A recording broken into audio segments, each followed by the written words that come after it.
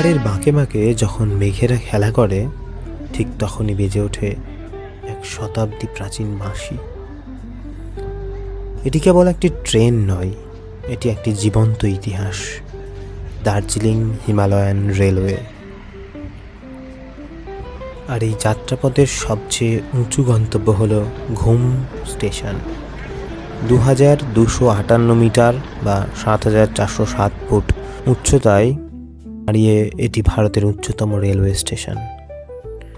British আমলের এই ছোট্ট বাষ্পীয় ইঞ্জিন যখন কুঝিকঝিক শব্দে এগিয়ে চলে, তখন মনে হয় সময়টা যেন কোথাও থমকে দাঁড়িয়ে আছে। ইউনেস্কো ওয়ার্ল্ড হেরিটেজের এই সম্মান আমাদের গর্ব।